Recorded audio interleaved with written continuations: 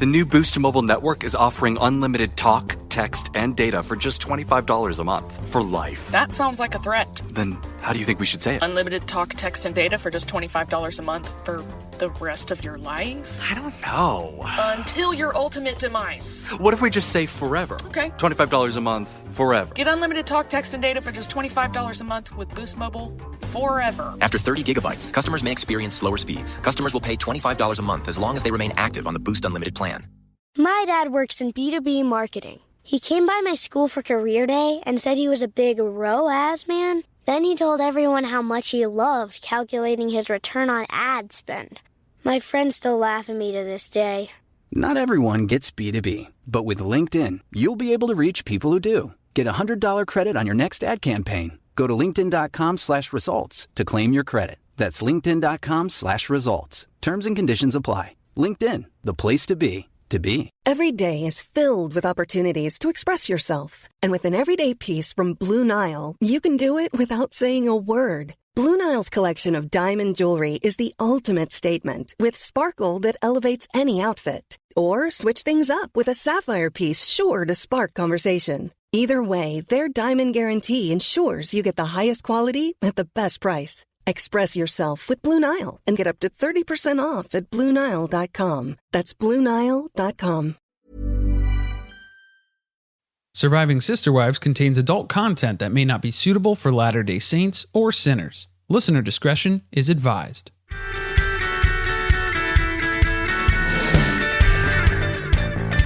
Hello and welcome to Surviving Sister Wives, the podcast where a monogamous couple drink heavily while recapping Sister Wives on TLC. I'm Corey. And I'm Carly. And this is Season 14, Episode 11, Being Gay and Religious. Two of my favorite things, right? Goes hand in hand.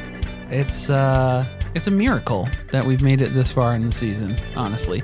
For anybody who no longer watches the show because we provide recaps, I'm just going to go ahead and say again, you're welcome, because this episode was grueling, let me tell you. No, okay, the first time I watched the episode, I felt bored. Right. The second time around, there were a lot of good nuggets. There's some nuggets, yeah. You got to go back, you got to sift through, you got to find the good stuff. Mm-hmm. And that's what we're going to bring to you. So we'll kick off the episode here with TLC's description. It's riveting, as always. Gird your loins. The sister wives visit Mariah and her fiancé Audrey in Chicago. Meri opens up about how badly she behaved when Mariah first came out as gay, and Mariah confesses about her struggles growing up gay in their polygamous church. Oh, yeah, there's not too many progressive people working at TLC. Let's put it that way. Yeah, let's put it that way. That's a good way to put it. Most of the people involved in this episode probably, weren't prepared. Well, this is a learning channel, so they are going to make sure that, we learn about the fact that it's very difficult to be religious in organized religion and be gay. That's something that nobody really knew before. Right. Yeah. Until they revealed this to us. Thank God. Somebody's shedding light. Thank God for TLC. Oh, man. Somebody's at least talking about the real stories, bringing the real hard truths. In all honesty, though, it was shocking to see how little content there was in this episode, and they were grasping at straws to put things together for this. 90 Day Fiancé literally leached into the first 5 minutes of the Sister Wives time slot because they couldn't fill a full hour with this episode. I'm trying to think, what was the end of 90 Day Fiancé? I don't recall. Yeah, I don't remember what the last scene was, but I'm sure whatever it was better than. Oh gosh, even just the preview for next week from 90 Day is always better than what Sister Wives brings out for their regular episode. All right, enough bashing of our own show. Okay, yeah. All right, we'll bring it back in. So let's get to the real heart of the episode here. The true episode description, if I may call it that. Carly, please lay it on us. I took some time to really craft and refine this one this week. This is all you. This is your time to shine. Definitely put more time into this than whoever at TLC is writing the episode descriptions. So, oh yeah, I'm just saying, I'm available for hire. Hit us up. The sister wives test their lactose tolerance in Chicago. Truly becomes a feminist icon. God continues to ignore Robyn's prayers. Mariah refuses her right to party. And Meri learns how to cut down a tree. Valuable skill sets. Valuable skill sets were attained on the trip to Chicago. And so Obviously, from the onset of the episode here, the wives are in Chicago. So just a heads up. We were Chicagoans for quite a period of time. It was a good stretch of time. It was about 7 years. We spent a lot of time in Chicago. So we know all the pitfalls of typical tourism, all the traps. We've taken many a family member and friend for the Chicago tour. To the Bean, primarily. So many trips to the Bean. A lot of time in Millennium Park. A lot of deep dish pizza. Lots of deep dish pizza. But most of that was by choice. And we're happy about it. That was where our relationship started, guys. Actually, if we're talking true stuff. If we're talking true talk. Over at Giordano's Pizza. It was Giordano's Pizza. Because that's a real story. That's the real pizza, too. That's the good stuff. Okay. We'll get into that. We're going to rip this to shreds.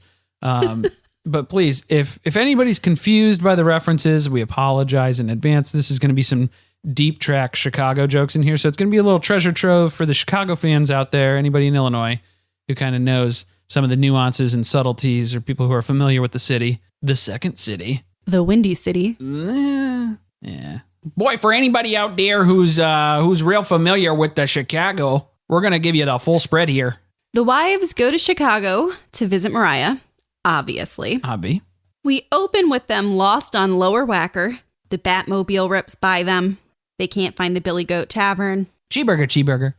That's all they want. Robyn tells us that she isn't nervous because she has her sister wives with her and they can take anyone on. There should be a large asterisk here and say they can take anyone on in River North. Right, because, it's dangerous out there in River North. Yeah. And she throws up a fake gang sign just to show how serious she is. 99.99% of all gang-related activity takes place in River North.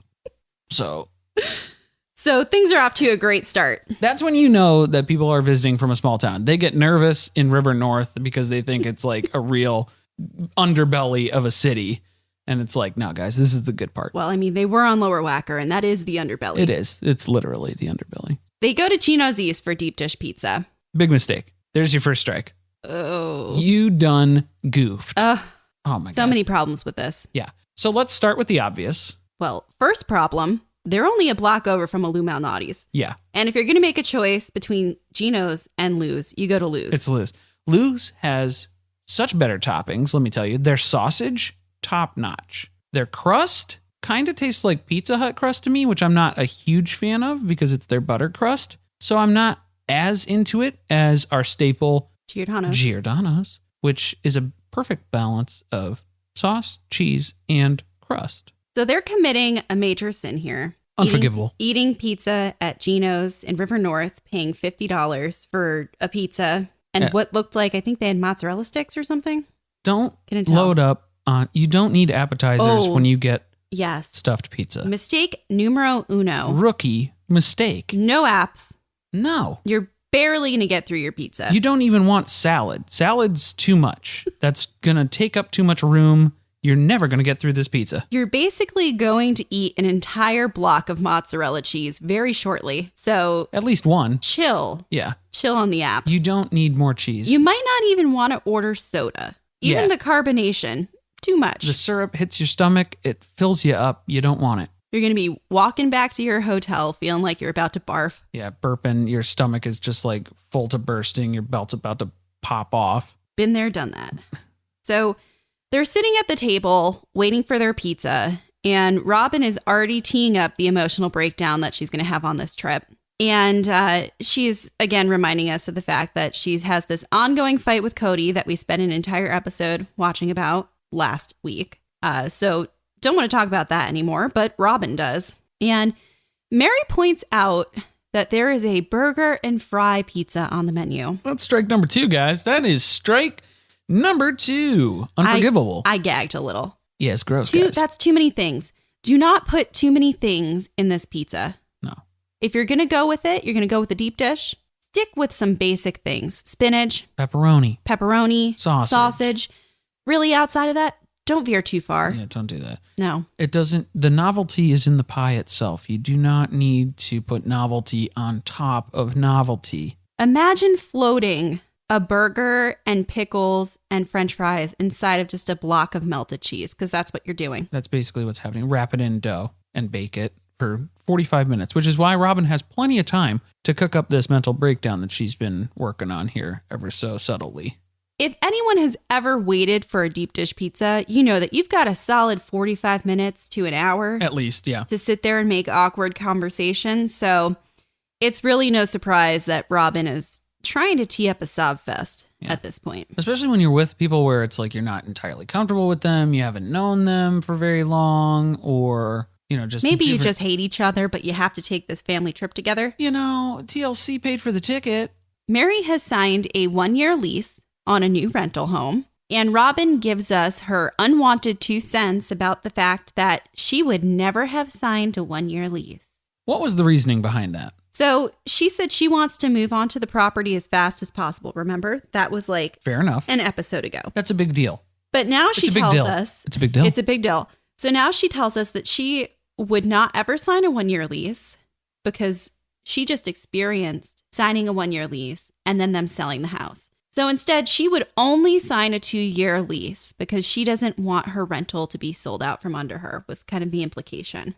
So move as quickly as possible, but also stay in a rental as long as possible. And then also... Whiplash. Whiplash, guys. This is whiplash at its finest. Robyn has resentment to Meri for signing a 1-year lease because Robyn only signed a 1-year lease and now she's in the predicament that she's in. Have they been in Flagstaff for a year? Yes. Wow. Well, so not technically yet in the timeline. Right. But by the time her lease will have technically expired, yes, it would have been a year. Okay. So that did sneak up on me because the storyline is moving very quickly because they're a year behind. Yeah, it's very quick. So, okay, reassessing my outrage. I'm going to redirect it here. Hold on, let me pivot. Robyn is experiencing regret of her own lease. So now she's mad at Meri for not making the decision that Robyn made a year ago. I don't know that she's mad at her. She's just kind of explaining that she would never make that decision because she's a lot better of a decision maker. But Robyn, because you messed up on one decision, that doesn't mean that moving forward from now until eternity, only sign 2-year leases because I should have signed a 2-year lease that one time. That doesn't necessarily mean that that's a good decision moving forward, correct? Correct, but not in Robyn world. Right. With a normal train of thought, one could probably agree with that statement. The other thing that bothered me about this is you can go ahead and sign a 2-year lease, but most people who are going to rent you a home that they own are going to make sure that they have a clause in your contract that states that they may sell the home at any time, provided they give you a certain amount of notice. Like 60 days? Just like she received Probably. this time. So, but you know, that's in a contract and Robyn doesn't read contracts. Robyn doesn't read contracts. She just signs her name. Just put the X where I need to sign it. The money isn't real. No. No. I don't need to worry my pretty little head about any of this. Moving on. Janelle can't believe that Robyn is even talking about the fact that she's having issues with Cody, because that's something that she doesn't typically do. It's the hush-hush, yeah. Now we get to see how petty Robyn is. Ooh. Because she tells us that while she's gone in Chicago, Cody is going to take the kids to go look at some houses. And she hopes they hate them. Hate the house. So rather than hoping that your kids find a house that they like and that will actually help them be excited about having to pack their crap up and move again, you hope they hate all of them and that you just continue to be perpetually homeless for the next 7 weeks. I want them to linger in obscurity. Meri's back on the sauce, and she gives us another gem this season. She was in full force. She was. They said that they toasted with water, but I mean... There was a little vodka in there. There was a little something. There was a little... She starts trying to talk about their rentals, and then she stops herself, and she says, you know what? I'm trying to be too deep here. Like, why am I even trying to go here? And she hits us with the fact that she doesn't think that God really cares where they live. And then she breaks out into hysterical laughter. Well, because everybody was going through these serious takes on, oh, I've been praying so hard. I've been doing, Robyn's talking about the rentals and moving, and then Janelle's talking about it. God's got a plan for us. He's going to put us where we need to be. Christine's talking about how she bought, which it seems to be the only thing that we keep hearing her say. I bought. She made the right decision. All right. She's going to rub it into everybody's face as soon as she gets the chance. So she got the chance, so she brought it up again. But then we get to Meri, and she kind of starts on that track too. And then she's like, I God doesn't give a shit where we live, guys. Meri is done pretending. I'm over this, man. I like that, Meri. Come on. Stay out here with us, Meri. Give me a shot of Malort. She's been shooting Malort on the way to Gino's. Everybody's like, what's that smell? Ugh. They're having conversations still at Gino's because the pizza still has not come out yet. Guys, did you notice that we did not see them eat a piece of pizza?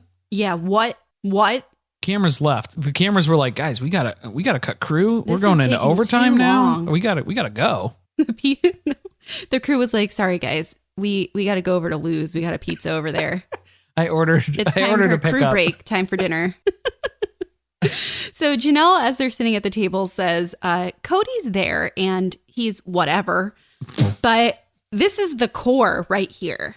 Us girls, this is the core. This is where the magic happens, guys. Janelle and the rest of the wives agree that they enjoy being together and away from Cody.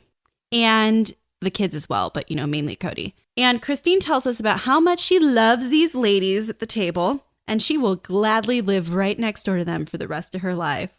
Again, fuck Biggie Housey. Not doing it, guys. Christine's not having it. No, I really enjoy how she has to keep making sure she leaves these like little jabs in there here and there for us. Like, oh yeah, she keeps beating the idea down. Any chance she gets, whether Cody's there or not, she's solid. She's got it. She's got the stance. The war on pizza continues.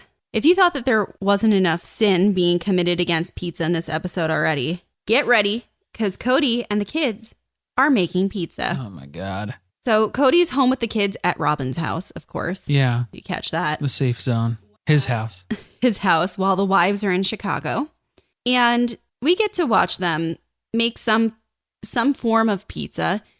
Loosely defined as pizza. It's kind of like crescent roll dough. Right. It appears to be very Pillsbury-esque. Mm. And the sauce to cheese ratio is off.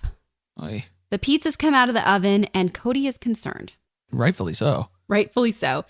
They pray over the pizzas, which is now more out of a necessity than any form of like devotion. Dear God, please protect us from the food we're about to consume. Yes, because most of the dough does appear to be uncooked. Very raw. Yeah, very raw. It was a tone. very dense pizza. Mm-hmm. Definitely was not cooked all the way. They didn't use the roller. I didn't see a rolling pin. No, because they literally popped open the Pillsbury dough. Slab them together. And then they just unrolled the dough and put it in the baking sheet. That's what happened. There were dark times where I have used Pillsbury biscuit dough as like some sort of a pizza base for something before, but not crescent roll. Cody doesn't think that any of the kids are going to be polygamists. He thinks that they're going to end up being Christians. I think his kids have witnessed what growing up in a polygamous family is all about, and they know this is enough. He hasn't really sold them on the idea. This'll do for me. Yeah, like I'm all set on the polygamy front now. I've got that covered and no more, thanks.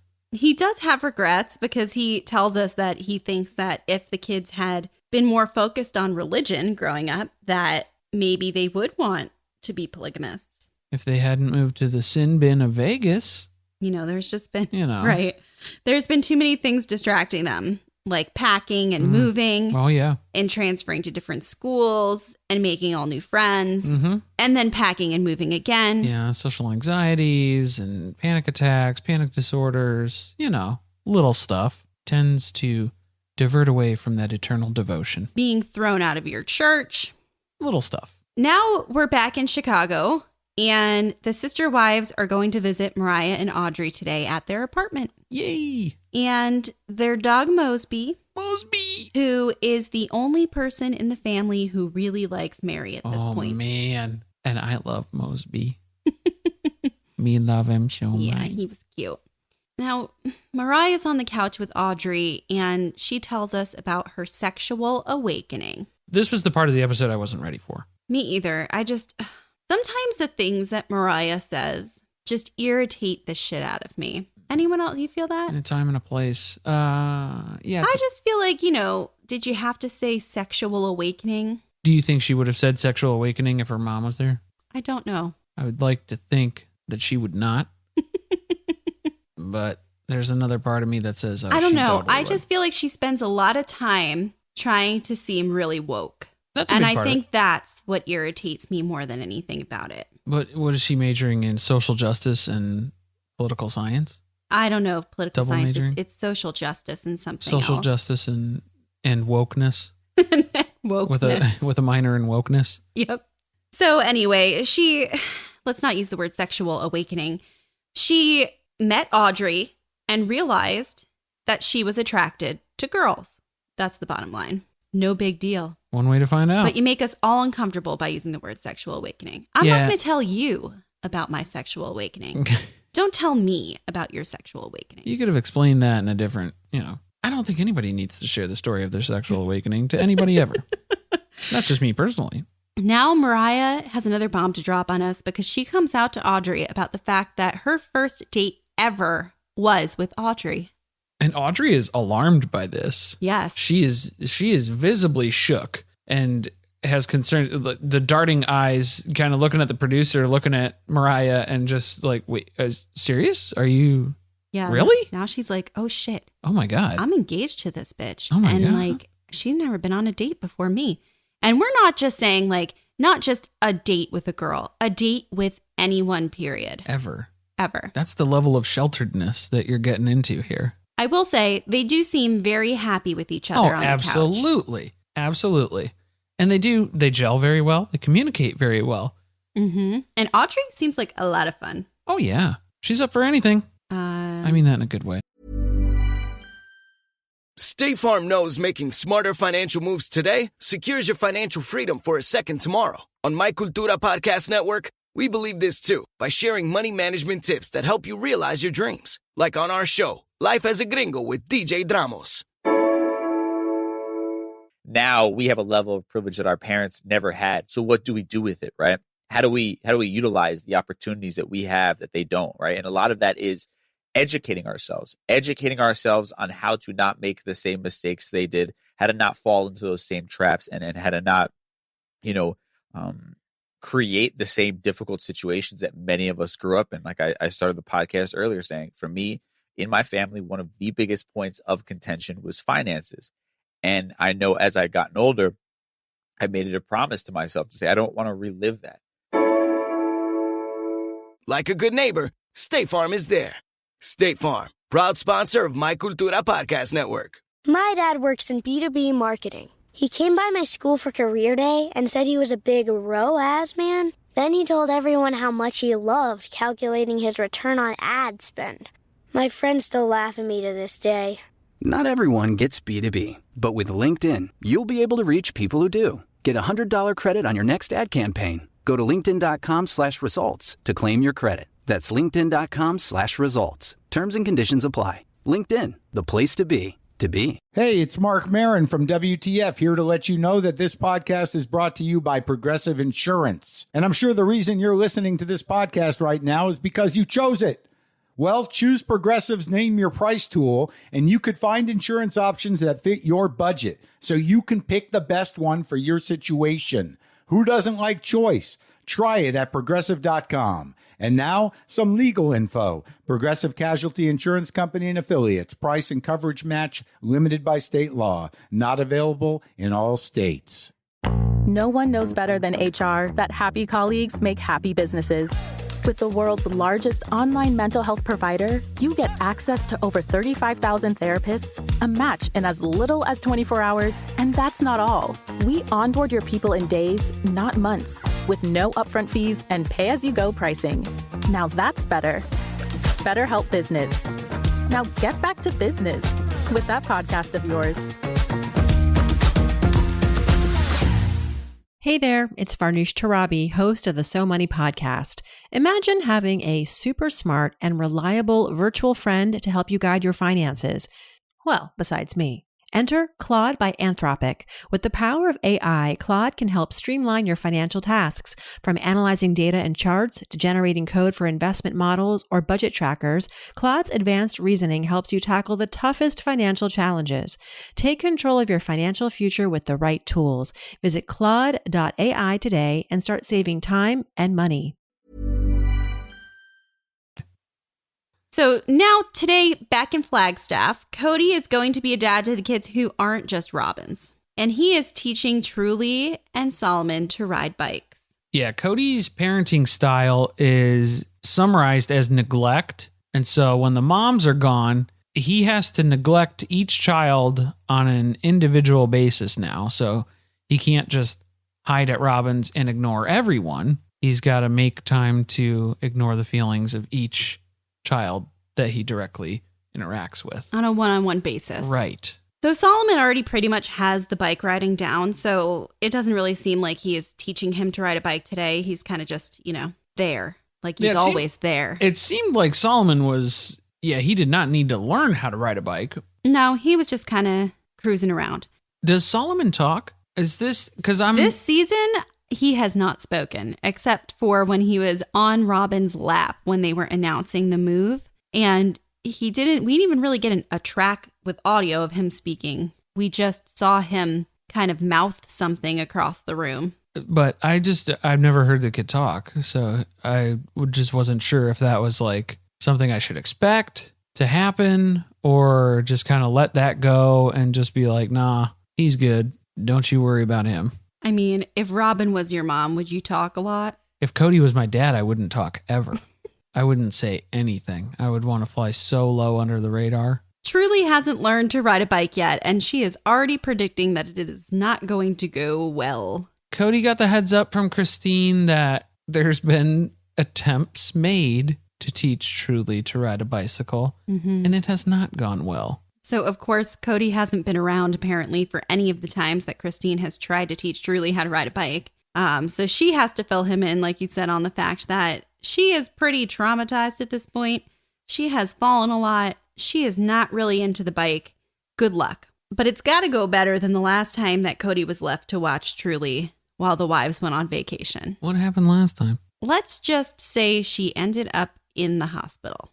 Truly almost died on the couch last time. Get her some Pedialyte. Yeah, Truly needed some Pedialyte last time. Gatorade. So I didn't see any Gatorade out there while they were riding bikes. So maybe Cody should have stocked up on that. Yeah, she wasn't freaked out. She was just low on electrolytes. They did go to the store, though, because Cody bought her a new bike, which looks a little too big for her. It's a mountain bike. Yeah, especially if you're going to be learning on a bike. Maybe start with something a little smaller. Something a little less intimidating. A little bit. So he puts her on Saul's bike, which is smaller and has training wheels on it. Good idea. But she immediately starts freaking out because she's scared, and Cody is moving her way too fast down the driveway. She is not cool with the speed. She doesn't really know how to stop. She doesn't want to do it. And Cody responds with, "That's too bad. She's going to ride a bike." There are moments here with Cody. Things started off okay. Let's teach Truly to ride a bicycle. She saw a bike at the store. She got excited about it. They start with the basics of even just existing on the bike. Yeah, he shows her how to get on the bike, how to sit on it. He's pushing her, teaching her to keep her eyes up. Don't look at the ground, because that can throw you off when you're on the, so he's got good teaching. He's got tips. He's got tips and tricks. And then we slowly develop his frustration that he's got no patience. He's got no patience, though. Yeah, as soon as she started to whine a little bit. And that was the end. Not even whine, just voicing concern. Well, she was scared. Right. And so she was voicing concern. That's not whining, guys. She's saying, I'm uncomfortable with the speed that we're going right now. I would like to stop. That's not a bad thing to say. I wouldn't like someone to throw me on a bike and shove me down the driveway going super fast if I didn't know how to ride a bike. I can understand. There was probably a point where Cody explained using the brakes, because that was what he was trying to say, was when they were going, if she wants to stop, you have the brakes, squeeze the brakes. The thing that frustrated me was, why don't we start at step one? She's not comfortable riding a bike that has training wheels yet. Why did you put her on a bike without training wheels that was also a little bit too big for her right out the gate? Because now you take her off that bike and she's terrified. She doesn't like this other bike either, even though she has way less of a chance of falling off of it. Right. That doesn't matter to her at this point. She was still panicking when she was on the bike with training wheels. She was afraid she was going to fall off. And it's like, you can't, it stays up. The training wheels were off the ground. She seems like if she hasn't even mastered holding on to the handles and looking ahead and turning the bike, stopping the bike, maybe not time to go aggressive on the mountain bike. Plus, when you put your kid in a stressful situation and then you're throwing this information at them and then say, there are certain things that she's in theory supposed to be doing and handling at this point with squeezing the brakes if she wants to stop. She's not going to remember that at a critical point when she feels like she's in danger. So now Truly hits us with an iconic quote. "It's not fair at all. It's my choice. This is my body, and I'm not going to ride a bike." Thank you, Gloria Steinem. Oh, good Lord. Here's the part where I can play on the other side as well, too. It is kind of a dad's responsibility to put their kids into situations that they don't necessarily want to do, but it is for their betterment, right? I'm not saying that she shouldn't learn to ride a bike. Which I think that was the stance that she was taking because there was a hard line in the sand at that point where it was like, ride the bike or go inside. So she was like, I'm going inside, man. Yeah, well, she was over it. She's reached her frustration level too. Right. So like it's not the day to keep trying to learn to ride the bike. And at this again, point. matching tone. That was what was brought on Cody's side. So then she's gonna go inside. Right. So I can understand from the dad's standpoint though, you are trying to push your kid, you are trying to better them, you're trying to get them out of their comfort zone. There's safe ways to get out of your comfort zone and get somebody else out of their comfort zone. And there are really traumatizing ways to get someone out of their comfort zone. And for Truly, she's already seems like kind of an anxious kid. Like when Christine brought home the dog for Christmas and stuff, it was like, that was scary for her. She's very sensitive. Very sensitive, very quiet. She's kind of soft-spoken, a little reserved. But in those moments there, she has the ability to at least assert herself and talk through these things too. So it's like if Cody had kind of explained or said, what are you scared about? How can I make you feel comfortable about that? If she's afraid of falling, it's like, well, I got you, like I'm going to hang on to you. I'm not going to let it go. Well, he also didn't do that. He was just like letting go of her and stuff. So yeah. It was a good luck. Not handled very well. Right. So Cody gives up for the day. And now the producers give us a hodgepodge of all different random shots of Chicago from various neighborhoods. Yeah, we were all over the place. And they go to Ravenswood for lunch. And the family does what it does best. Start pressuring their children into getting married. Yeah, and they start asking about wedding plans. You guys been engaged for 5 months? Haven't you planned the whole wedding yet? Come on, what the hell? So Mariah and Audrey reveal that they haven't really even started making plans. And they're pretty overwhelmed by the whole idea of planning a wedding. That Audrey's mom gave them a book on how to plan a wedding, and they opened the book and then immediately closed the book and were overwhelmed and didn't even know where to begin with that. Mm-hmm. They said that they didn't even have an attendee list confirmed. No. So how do you plan a wedding if you don't even know who you're bringing? Now, Meri tells Mariah that she wants to throw her an engagement party that's separate from the one that her sisters already want to throw her. And this idea does not go over very well. Yeah, Mariah responds to it a little strange. It was a little standoffish. She wasn't looking at Meri, but she's sitting right next to her. Yeah. Mostly confusion, concern. She was super uncomfortable about the entire conversation. I think that maybe she felt like Meri brought it up in front of a group of people, thinking that she would just go along with it because there's kind of that group pressure. Because, Mariah didn't even call to tell Meri that she got engaged. Right. It doesn't seem like she wants her involved in the process very much at all. No, it doesn't seem like she wants Meri to be her party planner. Meri was bummed, though, outright bummed, when Mariah said no to this. But then Meri reveals that she wanted it to be at the Mayor B&B, and that's why this would be so special. This would be aside from what her sisters are going to throw. It's going to be in addition to that. You can have a whole separate set of people who are going to be there, was how she was trying to sell it. It's not like you're having two parties, the same party twice, because we'll invite different people to each party. I'm your bio mom. And it's really not improving Mariah's outlook on it. No. Audrey's all in on it though. She's down to party, man. Yeah, right. She's good to go. She's like, yeah, dude. Christine tries to justify it then by saying, there's two brides, so two parties. That's fine. It's not weird. That works. That makes sense. Perfect sense. And like you said, Audrey is up for a party. Super down. She's like, look, if any of these bitches want to throw me a party, I'll take a party. I'll take all the parties. I'll take all the parties. I'll come to all of them. So I really hope that Meri learned a lesson here because she's such a fan of surprises. that she should have just planned a party and had it been a surprise. Right. That would have been an excellent showcase for Meri's skills. And it gets you around ever even having to ask and get permission. It's easier to ask for forgiveness than it is to ask for permission. Janelle doesn't give us any opinion on this entire topic. She takes Meri's route for once. Yeah. And she says that she doesn't have an opinion because nothing she says is going to win. Yeah, Janelle's phoning it in this episode, but that's all right. She can take an episode off. Yeah. It was really sad, though, because now Christine is trying to make Meri feel better. And she tells her that, there were so many things that she tried to throw by Aspen for her wedding that she didn't want to do, or that she said were weird, or that she thought were dumb, and she didn't just kind of brush them off. So, because Meri goes right to the poo-poo of, well, Mariah said no because I think it would be cool, and Mariah has to say that it's not cool because I think it would be cool. And it's like, all right. All right, Meri. I mean, that's a pretty good summary, but all right, Meri. That's kind of like, most daughters. Yeah. With their moms. Reaction. Mariah's acting like she's never heard of a couple that have had 2 engagement parties, which is actually a pretty normal thing. It's kind of a normal thing now. Especially for couples who live in different places than the rest of their family. Absolutely. That's pretty normal that you might have a party where you live with your friends, people you work with, whoever you know from there.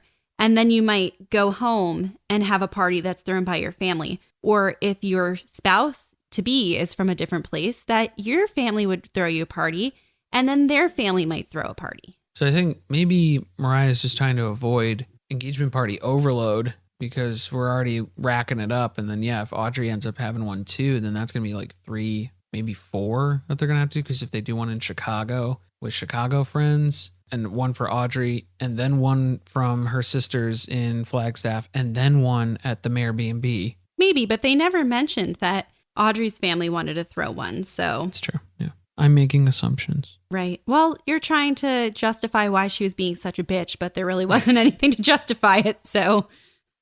Tough break, Meri. Cut your losses. Tough shit.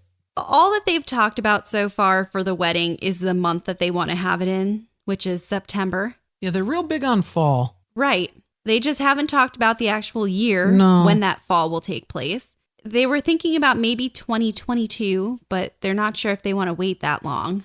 Or maybe they're waiting out the show to be canceled because, Cody's probably foaming at the mouth for those lesbian wedding ratings. Oh, God. He's thinking about it. Yeah, he's ready to dig in. He's like, this is the first gay wedding that will ever be featured on TLC. I don't know if that's true, guys. Don't quote me on that. Cody thinks it's the first gay wedding that will ever be featured on TLC. Cody only watches Sister Wives. That's all he watches. If he was watching 90 Day Fiancé, there'd be a 5th wife. Right. So despite skipping the wedding plans, Mariah and Audrey have talked about having babies already. Even though Meri doesn't know how that would scientifically work. No, she's still trying to figure that out because Mariah didn't explain it to her back when she came out. I loved that flashback, though, where Mariah's like, I'm not going to explain it to her, so she can figure it out. Oh, now flash to Robyn. Robyn says, well, they should be talking about kids. There's 2 wombs. Okay. Also, I just want to point out that she said there's, not there are. There's 2 wombs. Oh, Robyn. I hate Robyn so much. Robyn? Robyn. It's like she thinks, newsflash, Robyn, pushing kids out isn't the only function that women have in this world. Baby making. Right. Robyn's like, wait, there's 2 women. There's 2 wombs. Mm-hmm. That means 2 babies. More babies. At a minimum. She doesn't really know how those babies come to be, but she knows more ladies equal more babies. And she can't ask Meri. There's no shortcuts here on this. There's no cheat sheet on this quiz. Mariah isn't interested in giving birth. Who can blame her? Interest in giving birth. I don't think most women are interested in giving birth. It's it's kind of a thing you have to endure if you want the baby. Yeah. But can't blame her for checking out on that one. No, not knocking her. Especially when you've witnessed many of your mothers and your siblings give birth in a bedroom in one of your homes. It's trauma. I would say, that'd be pretty traumatic and appalling. Yeah. It doesn't help sell the idea. Now, the best part to cap off this section is that Meri seems to think that Mariah is coming around about the Airbnb party, which, okay. Sure. We'll see about that. I think she was just trying to appease you a little bit to shut you up from talking about it because she didn't want to address it any further, but we'll see what happens maybe next season. Good news is Audrey's on board. You don't have to convince her to have another party, guys. She's in. She'll be there. Send her the invite. She's going to be there. Now, Mariah and Audrey take all the sister wives and their 2 dogs to the Montrose Dog Beach. I love this beach. Montrose Beach is fantastic. We used to go there all the time. Now, Robyn complains that it's cold, which, Robyn, I don't know if you know anything about Chicago, but it's cold. Yeah, Robyn was referring to it as it's a cold and rainy day, and they're talking about going to the beach with the dogs, and then kind of like side eye, and then like chuckles like, yeah, she was like what wrapped in a windbreaker, like shaking in the background. And it was like, Robyn, if we waited for a warm, sunny day, we would never get to go to the beach. Robyn, this is the nicest it's been in 8 months. There's just about 80% cloud cover. Yeah. So we're going to get some UV rays today. Yeah. Got to get out there. Get it while you can. I was a little concerned that they took Mosby over to the water and floated him. No, he was doing air swimmies. I know he was doing air swimmies, but some of the dogs were in the water, and I was just thinking, it's probably that water does not get warm. I love the air swimmies, though. That was cute. That was really cute. So moving from that, we flash back to Mariah coming out a few years ago. And it is shocking footage, mostly because Christine's mother looks younger than most of the sister wives do at this point. Yeah, I have no explanation for that. I didn't know who it was, and then they put the caption on it. She is like the Benjamin Button of grandmas. Oh, wow. Yeah, I just loved the, I'm gay. Are you really? Are you really? Really? Really? Are you really? It was a pretty big deal. Everyone hugs Mariah, but Meri. And at least we do get Meri here expressing some regret about the way that she reacted to it. And she says that she's grateful that Mariah had 3 other moms who reacted better than the way that she did, which I don't often defend Meri. And I really don't like defending Meri for the way she reacted to Mariah coming out, because that was horrible. And I can't imagine treating your child like that. But I do want to put out there that Mariah came out on TV with a bunch of cameras there. And for anybody who's been through that experience, at least from what I know of it, often parents don't react very well and they regret it later. There's kind of like this shock that some parents go through of hearing that. And then actually Meri talks about the fact that she had to kind of come to terms with the fact that Mariah's life was not going to be the way she pictured it to be. Yeah, it's not so much out of... It's not always out of ignorance about what it's like to be part of... It's usually with ignorance. No, it's not usually out of a like resentment or, a hateful type of reaction, but you can have a negative reaction to it for sure, because on that initial go of it, you're going to have the reaction where they're going to ask stupid questions or like try and talk you out of it type of response. It was it's unflattering. It felt unflattering and a bit unfair to have her reaction captured on camera when she clearly didn't have any sort of idea that this was coming. And it was not a positive experience. And just the fact that a lot of people, this is the thing that like most people fear when they come out to their parents, is how they're going. I mean, that's what you're afraid of, is how are people going to react when I tell them? So to kind of capture that moment on television it wasn't surprising that it was like cringeworthy to watch the reaction to it. But again, saying that Meri wasn't upset that Mariah was gay. She was upset that she now had to let go of all of these expectations that she had in her heart for her child. And let's process this. Let's think about Meri a little bit and who she is. Meri has been through a lot of things in her life that I don't think she ever thought she was going to go through. She seems to have had a very clear picture of what she wanted her life to be. And it's almost like as she's approached each step of it, it has not worked out the way that she had planned. Yeah. Yeah. So it was just like, here's another thing in Meri's life, more of a personal issue. Right. Like, here's another thing in my life that isn't going the way that I thought it would. Mm-hmm. And it just kind of blows up her universe again. Yeah. So I think it was more about that. Hopefully it was more about that.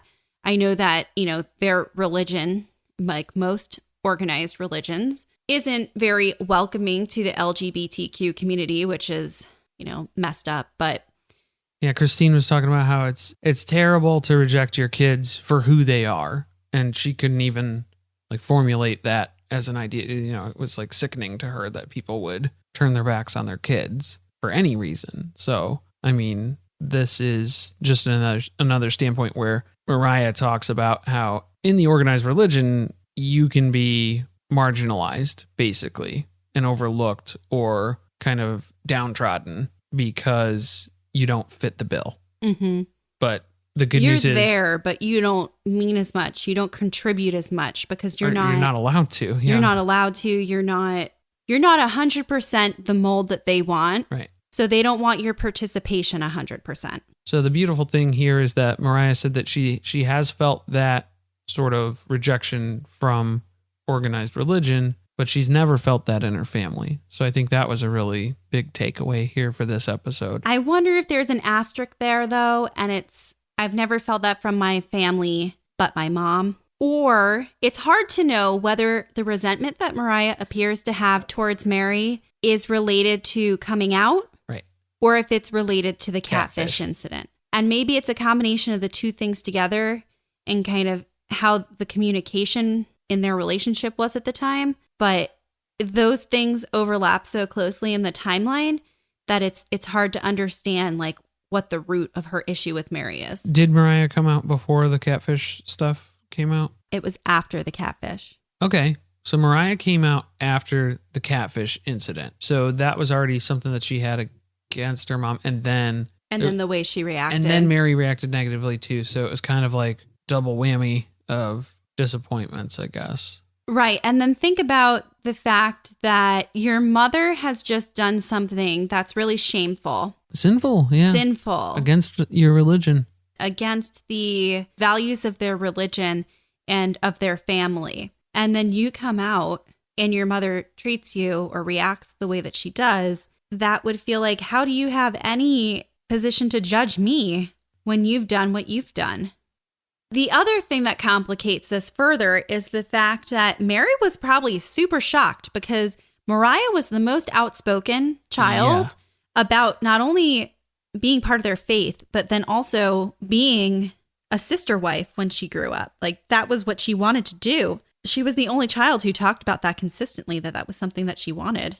My absolute favorite part of the episode was when Mariah took us down the what if path of considering life without moving to Vegas and what her life would have looked like, which it would have been get married to a man with a few wives, be there for a few years, hate my life, and then eventually leave. Does that sound familiar? Does that sound like anybody we know? It does sound familiar. I feel like I've heard that story before when you lay it out just point to point like that. And I feel like we're on that second to last step where they're hating their life, but they haven't left yet. And we're not trying to make any connection that Meri is at all gay. Guys, I'm not saying that Meri's gay. I'm saying that she doesn't want to live polygamy. Right. That maybe Meri has regrets. Meri went down a path that she felt she had to go down. She did it. Now she has regrets about it and she wants to leave it. I mean, that's... Whereas Mariah looked at it before, realized that there are other options, and took that opportunity to leave, to live her life as she wanted to be, right? Or to live her life as the person she wanted to be, rather than the person that she thought she was expected to be per the outline of their faith. Exactly. There are some parallels. I feel like that was pretty similar. And then Mariah says that Cody apparently had some type of conversation at God with some point, and God told him, "You love, I judge." So that's how Cody lives his life. And, she speaks about Cody with a lot of respect, which is really interesting when then you put it next to the way she reacts to Meri. Yeah, if this is Cody loving I wouldn't want Cody to love me. If this is love, I don't want it. Back in Flagstaff, Cody is starting to get the moving process going. He's getting the kids onto Coyote Pass and showing Robyn's kids where they'll be camping permanently in 7 weeks if they don't buy a house. Subconsciously, yeah, he's doing a lot of stuff in the background here. So they're camping, they're eating food again alongside the prairie dogs. They're making hobo dinners, you guys, because we got to gear up. We're out of the house in 7 weeks, so we better get used to this. And now Cody tells us that if he were a dick, basically, he would just go off and put an offer on a house while Robyn was gone out of town. Hey, while the cat's away, the nut will play. You know what I'm saying? Aurora tells us that she is still having tremors and twitching. And but she's doing an A+ job of hiding it, too. She's not bringing this up to Cody at all. No, she's still texting stressed. Robyn. She's stressed. She's texting Robyn. She's trying to hide it from everybody. She's hanging in the corner. It's not too hard to get something by Cody because he's not really paying that close of attention. Yeah, God bless him. Dad's a scatterbrain. He's really trying, and I appreciate the effort of him trying. That's a 5-star review. You know, Cody thinks, though, that this camping experience is exactly why he wanted one home. Because you can't camp on your property when you live in 4 different houses, but you all live on the same piece of land. Can't do that. Can't camp by the pond. No, he's talking about something bigger here. He's talking about unity. He's talking about the camaraderie. He's talking about the family force here and all being under one roof. And that roof right now is God's sky. It's the night sky. And it's the coyotes that are howling, waiting for them to finish up their aluminum foil dinners. Okay. When they were like, I hear a coyote, I was like, the fuck? This place is called Coyote Pass because there are real coyotes? Yeah, haven't you seen them? They've cut to them before. No. Just like cruising around in the woods? No. I thought that was like some National Geographic B-roll that they just... Or like how they cut to Roscoe when they were in Chicago, but they're nowhere near Halstead and Roscoe. Right. Exactly. But no, there are real fucking coyotes around here, guys. So that's it. I'm out. I say sell this piece of land. Trash it. Get rid of it. Well, no, it's increasing in value, so they got to hang on to it a little bit longer. You don't even need to build. I'm not living out there in a tent, waiting to get mauled by a coyote in the middle of the night. Were they going to stay out in tents? Did they pitch tents? No. I don't think Cody would survive outdoors. But that's the logical way this is going to evolve because they don't have a house to live in. Truly's still all about the big house, and Cody's still trying to get these kids on board while their mom's away. Guys, if we can move into one big house, I'm going to line the pond so it doesn't evaporate as fast. We'll put some fish in it. It'll be great. Best case scenario at this point is that they build in a year. So... Well, Carly, that's not only the best case scenario, that's also the worst case scenario. Cody doesn't want to speculate on it. He doesn't want to build any sort of expectation for what they're going to be doing. So his best case is that they start building within a year. And their worst case is that they're building in a year. It's costing us a lot. That was very Robyn-esque of him, wasn't it? Rubenesque. That's another Chicago deep track. You're welcome. It's costing us a lot, but it's giving us hope. To make switching to the new Boost Mobile risk-free, we're offering a 30-day money-back guarantee. So why wouldn't you switch from Verizon or T-Mobile? Because you have nothing to lose. Boost Mobile is offering a 30-day money-back guarantee. No, I asked why wouldn't you switch from Verizon or T-Mobile? Oh. Wouldn't.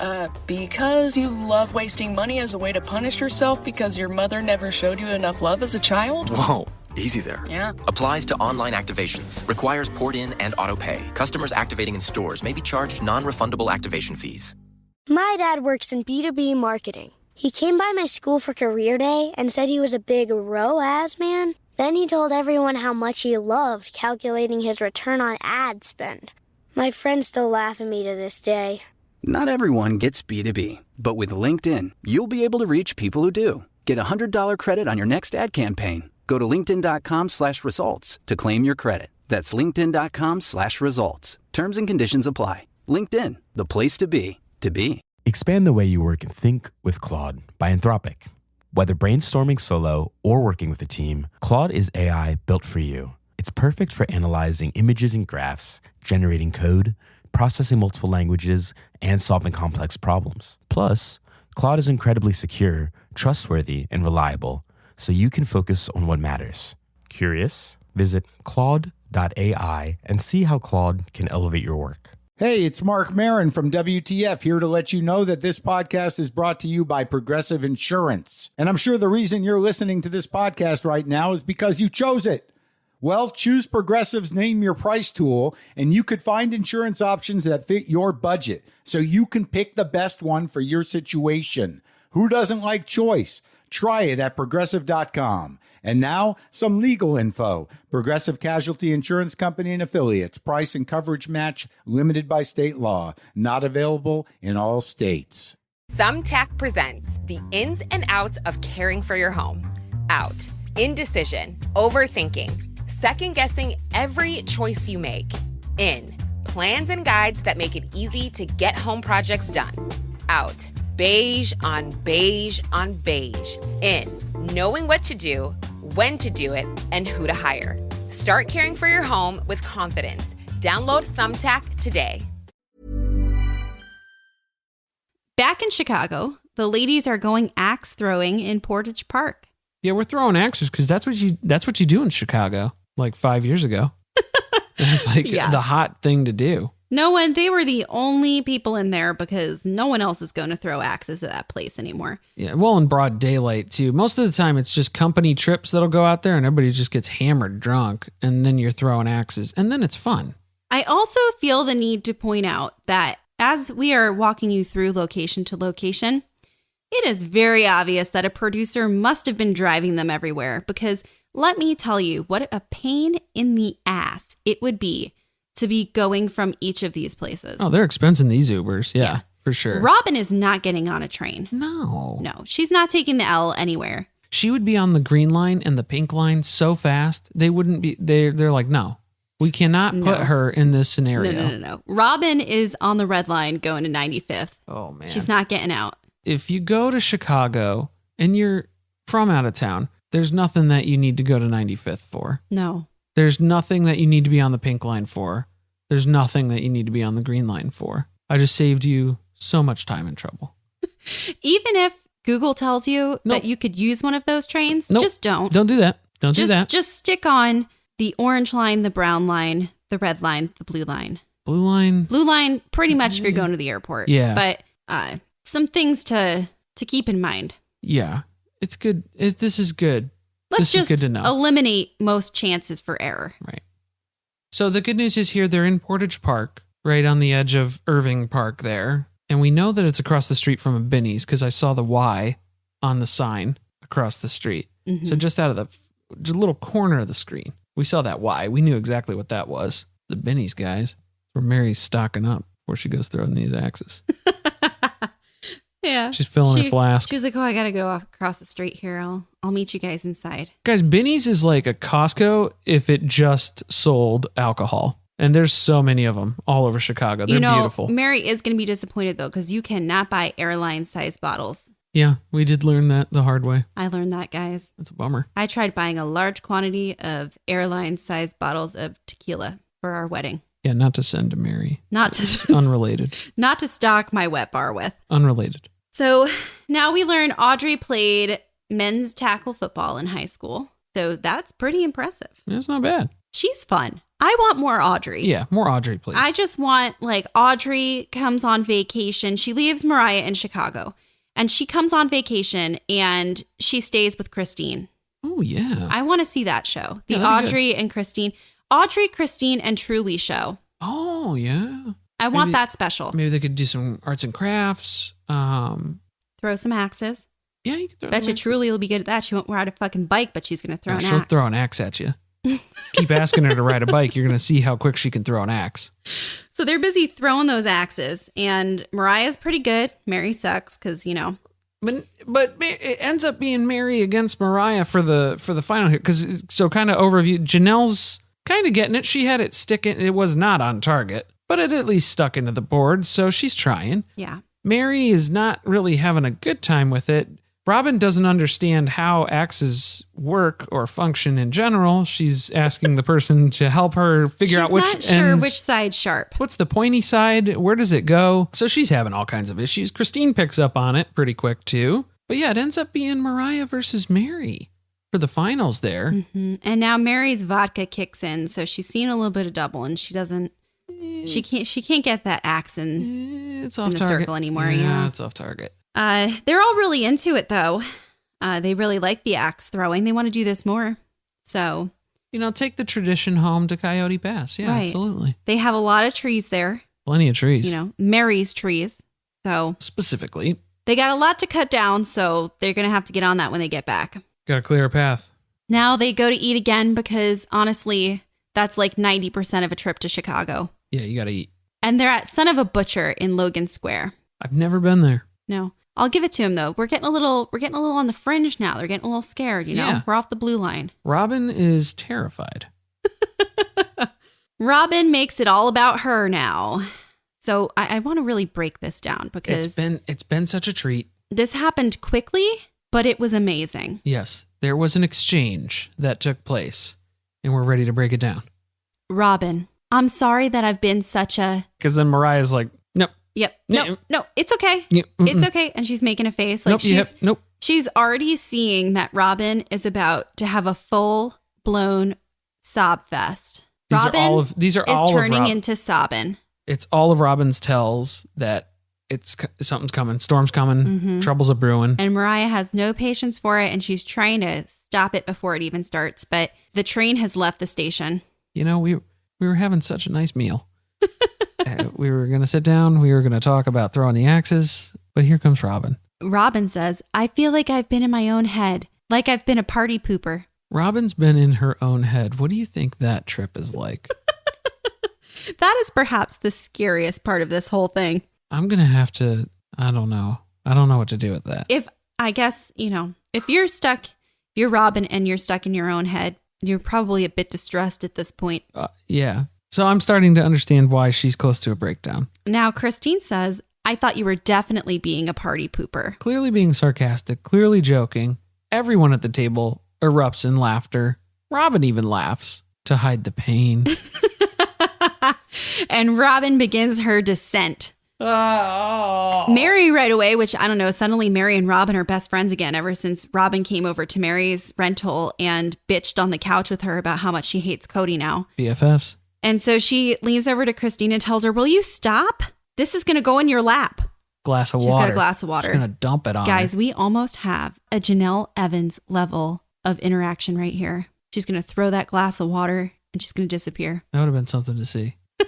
We did not get that, though. So then Christine immediately goes to apologizing to Robyn. Right, because at this point, Robyn is legit upset and crying. We're on damage control now, phase 2. So Christine apologizes. I'm sorry about that last part. And suddenly we're in the movie Step Brothers because Meri tells Christine to shut her mouth. And then Christine says, I'm going to punch you in the face. She was so straight on that delivery too. I loved it. That was amazing. Absolutely incredible. And I want to see more of it. Robyn reveals that the reason that she's so upset is because Aurora has been having panic attacks while she's been gone in Chicago, and that she's been having to text her to kind of talk her down from them. So her kids need her. And in the meantime, she's been busy doing things like throwing axes and eating deep dish pizza. So she's feeling a little guilty. Priorities and, arranging your level of focus depending on the situation. So yeah, she's got kids melting down. She's got a bunch of shit that she's got to take care of. They're still at the table and, they are attempting to transition the conversation now away from Robyn's sob fest. And yeah, Mariah and Audrey immediately cheer Robyn up by mentioning that they signed a 2-year lease. So yeah, that gets her right out of her rut. That was amazing. And Meri talks about how great it is that they signed this 2-year lease because they'll have that stability through the time that they finish school and they can move on to planning a wedding. Now Christine initiates a toast, which... This is her second toast of the episode. Right. We've seen this. Because they toasted with water at Gino's. Right. Now, this is, again, Christine loves to initiate a toast. She loves toast. She loves a good toast. And Meri rips on her in the couch interview about how Christine has to get her toasts this way since she can't have them in the toaster. A reference back to an earlier season. Because Christine hates toasters. She at one point banned them from her home because they're more dangerous than sharks, in case you didn't know. The more you know. I still feel like that's wildly inaccurate. It's quite a claim. Well, I mean, the chances that you are going to get shocked by a toaster versus encounter a shark. Well, yeah, sharks are can't shock you. Sharks can't shock you. They'll bite you, though. And I can understand if you live in Las Vegas or Utah or Flagstaff, if you live in those non-oceanic locations. Well, of course, you're never going to encounter a shark. Yeah, 0% chance. So, unfair statistic. Yeah, little loaded facts there. There's no sharks in the pond. Wait till we go back to that episode. Wait till we go back to the old seasons. I can't wait. And you get to see Robyn try to teach Christine to make eggs in a microwave. Oh my God. She doesn't like microwaves either. Just wait. I don't like microwaves either. So next week, they are looking at houses and Cody starts telling Aurora more things to give her a panic attack. Like, not only is she going to lose her house, she's probably going to lose all her friends and the school that she has just recently adjusted to because this house is not in her school district. Christine laughs with Aspen about the Biggie Housey, which I'm really looking forward to. And Cody is pissed that they could have stayed in Vegas and saved a fortune. Have you heard the good news? Our listener survey's live. Help us to make the podcast even better by letting us know your opinions. You can find the link to the listener survey in the show notes or by clicking the survey button on our Podbean page. You can listen to us on Apple Podcasts, Google Podcasts, Spotify, Stitcher, and Podbean. Thank you for listening. If you want to support us, the best way to do that is by subscribing to the podcast and leaving a review on iTunes. And a big thanks to you, our fellow survivors out there. You're not alone, and we can all get through this together. You can follow us on Twitter at surviving_pod, where we live tweet the new episodes every Sunday night. Stay tuned, share with friends. See you next week.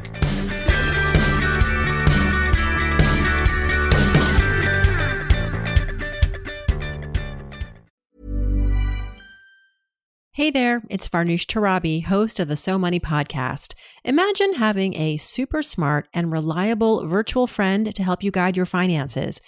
Well, besides me. Enter Claude by Anthropic. With the power of AI, Claude can help streamline your financial tasks, from analyzing data and charts to generating code for investment models or budget trackers. Claude's advanced reasoning helps you tackle the toughest financial challenges. Take control of your financial future with the right tools. Visit Claude.ai today and start saving time and money.